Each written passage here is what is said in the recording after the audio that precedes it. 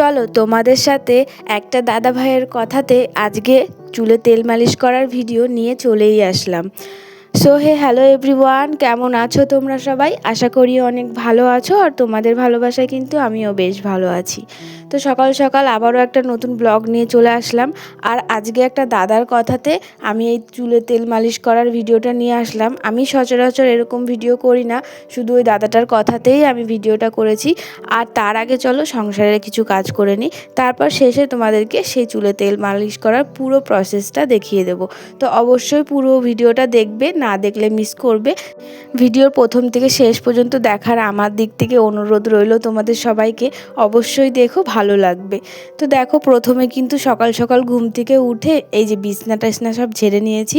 তারপরে এই যে একটু ওই মধু তারপর লেবু মিশানো জলটা খেয়ে নিয়েছি কুসুম কুসুম গরম জলে। তো তার আগে কিন্তু সংসারের সব কাজ আমার হয়ে গেছে। যেহেতু অনেক ভোরে উঠেছি, সেটা তোমাদের কাছে শেয়ার করতে পারিনি, তাও চেষ্টা করি মাঝে মাঝে তোমাদের কাছে শেয়ার করতে। তো তারপর এই যে একটু জলটা খেয়ে হাঁটা চলা করে দোকানে চলে যাচ্ছি একটু চা খাবো বলে। এখন প্রচণ্ড খিদে লেগে গেছে, যেহেতু অনেক ভোরবেলা উঠেছি, আর আমি রাতের বেলা করেও মুড়ি খাচ্ছি, এই কারণে সকাল সকাল ঘুম থেকে উঠলে না একটু খিদে পেয়ে যায়। তারপরে চা বিস্কুট টিস্কুট খেলে অনেকটা খিদেটা চাপা পড়ে যায়, অতটা সমস্যা হয় না। তারপরে গিয়ে 9টা-10টার দিকে আবার গিয়ে মুড়ি খাই, কারণ আমি একবার ভাত খাচ্ছি এখন, শরীরটা প্রচুর ভারী হয়ে গেছে হালকা হালকা করার জন্য। তো সেই কারণে আর ফ্যাট কমানোর জন্য আরও এত এক্সারসাইজ এত জার্নি করছি, দেখি লাস্ট পর্যন্ত কি হয়, চেষ্টা তো করছি, এখন হলে তো ভালো।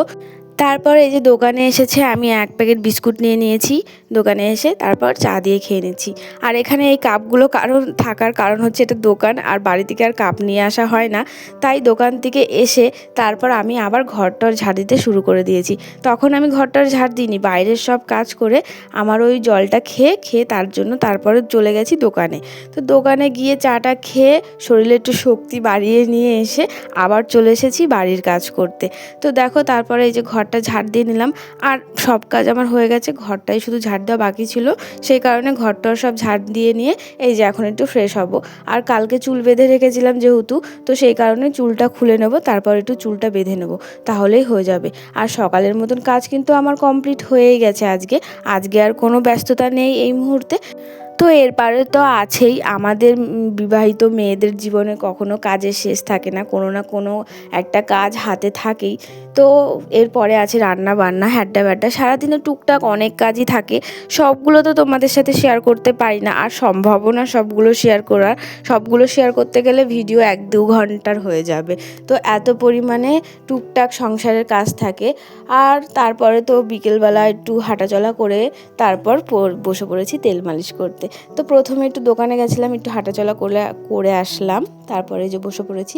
আর চলো, প্রথমে আমি 2 দিন আগে শ্যাম্পু করেছি। আর সবথেকে বড় ব্যাপার হচ্ছে সপ্তাহে 2বার কিংবা 3বার শ্যাম্পু করার চেষ্টা করবে, কারণ মাথাটা যত ফ্রেশ রাখবে ততই ভালো। আর এই যে এই তেলটা আমি ব্যবহার করি সেটা তোমাদের সাথে দেখিয়ে দিলাম। আর পাশে একটা দিদিভাই বসেছিল, তো ওর সাথে গল্প করছিলাম আর তোমাদের সাথে তেল মালিশ করার ভিডিওটা শেয়ার করছিলাম। তো তারপরে এই যে প্রথমে হাতে তেল নিয়েছিলাম, তারপর আমি না এইভাবে নিই না, তো সেই কারণে আমি বলছি ধুর, আমি যেভাবে ব্যবহার করি আমি সেইভাবেই তোমাদের সাথে শেয়ার করি। তো সেই কারণে এই যে, আর যতবার তেল দেবে না, একটা কথা মাথায় রাখবে, খাবার নিজের শরীরে পরিমাণ মতন খেলেই শরীরটা ভালো লাগে, সেরকম চুলও। তো চুলের মধ্যে হালকা পরিমাণে তেল দেবে, বেশি তেল দেবে না। আর আমি এরকম করে তেল দিই কারণ তেলটা না পুরো চুলের গোড়ায় গোড়ায় চলে যায়। আর চেষ্টা করবে এরকম চুলের স্মৃতি কেটে কেটে তারপরে চুলের মধ্যে তেল দিতে, তাহলে আর কি পুরো গোড়ায় গোড়ায় চুলের তেলটা পৌঁছায়। আর এরকম করে দিই, কারণ এরকম করে আমি দিলে না হালকা হালকা তেল পড়ে, আর এই যে তেল দিই আর এরকম করে ম্যাসাজ করি। তো তোমরাও না সবসময় চেষ্টা করবে পরিমাণ মতন তেল দেওয়ার, মাথায় দিয়ে প্রায় 5 থেকে 10 মিনিট চুলের গোড়ায় হালকা হালকা করে ম্যাসাজ করার। তো পরিমাণ মতন তেল দিলে কি হয়, এই যে ম্যাসাজটা করার ফলে না পুরো চুলের গোড়ায় গোড়ায় তেলটা পৌঁছিয়ে যায়, আর বেশি পরিমাণে তেলও লাগে না। তো এটাতে খুব উপকার হয়। আর সব সময় চেষ্টা করবে চুলের ক্ষেত্রে যে তেল মালিশ তো করবেই, করার পর আবার পরের দিন সঙ্গে সঙ্গে মাথায় জল দেওয়ার। আর এটা সব সময় চেষ্টা করবে ডেলি মাথায় জল দেওয়ার। আর সবথেকে বড় কারণ হচ্ছে এই হেয়ার ফল হওয়ার, এই গরমকালে অন্তত প্রচণ্ড মাথা টাথা ঘেমে যায়, তো এখন সবাই না মাথায় জল দেয় না, তো কোনো রকম চান করে, সবাই মাথা ভেজায় না, এটা সবার ক্ষেত্রেই হয়, তো জানি না কার কার ক্ষেত্রে হয়। তো ওই মাথায় না জল দেবে, আর প্রত্যেক দিন জল দিলে কি ভালো হয়, মাথায় নোংরা টোংরা যা থাকে অনেকটা কেটে যায়, নিজেরও রিল্যাক্স ফিল হয়, ঘুম ভালো হয়, অনেক উপকার আছে। তো যাই হোক, তো তারপরে ওরকম মাথায় জল দেবে। আর এই যে আমি দেখেছো অনেকক্ষণ ধরে কিন্তু তেল মালিশ করছি, তো এরকম করে তেল মালিশ করবে, তারপরে এদিকে গুড়ায় আগায় সব জায়গায় ভালোভাবে তেল দিয়ে নিচ্ছিলাম। আর তোমার সাথে কথা বলতে বলতে আজকে না আমি একটু বেশি পরিমাণে তেল দিয়ে দিয়েছি, এতটা তেল লাগতো না। যাই হোক, তো তোমরা না অল্প দেওয়ার চেষ্টা করবে, আমার একটু হয়তো বেশি পড়ে গেছে, তাতে কোনো ব্যাপার না। দেখো তেল মালিশ দেওয়া হয়ে গেছে, মালিশ করাও কমপ্লিট হয়ে গেছে, এরপর চুলের বেনুনি করে নেবো। তার আগে চলো চুলের জটটা ছাড়িয়ে নিই। এবার জট ছাড়া নিয়ে একটা কথা বলি, চুলের জট সবসময় চেষ্টা করবে এরকম করে বড় একটা চিরুনি নেওয়ার, তারপরে এই যে দুভাগ করে নেবা, দুভাগ করে নিয়ে হালকা ওপর দিয়ে আঁচড়িয়ে নিলাম আমি। এই যে নিচ থেকে আঁচড়াচ্ছি না, এটা প্রচুর উপকার, কিন্তু নিচ থেকে আঁচড়াতে আঁচড়াতে ওপরে উঠলে না চুলের জট সহজেই ছেড়ে যায়, আর খুব কম পরিমাণে চুলও ওঠে। আর ওপর থেকে আঁচড়াতে আঁচড়াতে আসলে কি হয়, এই চুলগুলো না প্রচণ্ড ছিঁড়ে যায় আর খুব সমস্যা হয়। তো এই যে এরকম করে সবসময় চেষ্টা করবে চুল আঁচড়ানো। আর সব থেকে বড় একটা ট্রিপস যেটা আমি বলে দিচ্ছি, কখনো ভিজা চুল আঁচড়াবে না। চুলের মধ্যে শ্যাম্পু ট্যাম্পু করে আসার পর কোনো একটা সিরাম ইউজ করবে, তারপরে নর্মালি ছেড়ে দেবে, আর কিছু করার দরকার নেই সিরামটা ইউজ করার পর। তারপরে চুল টুল শুকানোর পর গিয়ে মাথাটা আঁচড়াবে, দেখবে চুলটাও প্রচণ্ড সিল্কি হয়ে থাকে, আর মাথা আঁচড়াতেও খুব সহজ হয়ে যায়। শ্যাম্পু করার পর কিন্তু অনেকজনের ক্ষেত্রে চুলে প্রচণ্ড জট বেঁধে যায়, সেই কারণেই আরও বলছি। আর কখনোই না ভিজা চুলে মাথা আঁচড়াবে না, এগুলো বড় বড় একটা ট্রিপস, এগুলো সবাই খেয়াল করতে পারে না, সবাই রাখতেও পারে না, আর সবাই না ভেজা চুলই মাথা আঁচড়ায়। তো সবসময় চেষ্টা করবে ভেজা চুলে মাথা আঁচড়াতে না। কখনো কোথাও বেড়াতে গেলাম সেটার ব্যাপারটা আলাদা, কিন্তু বাড়িতে তো সবসময় থাকা হয়, তো সবসময় এই ক্ষেত্রে চেষ্টা করবে যে একটু ভিজা চুলটা অ্যাভয়েড করতে। কোনো রকম সিরাম টিরাম, কিংবা সিরাম না থাকলে দরকার নেই, মাথা কিছু দিতেই হবে না, নর্মালি রেখে দেবে, তাও যেন কোনো মাথাটা না আঁচড়িও না, এটাই আমি বলতে চাই।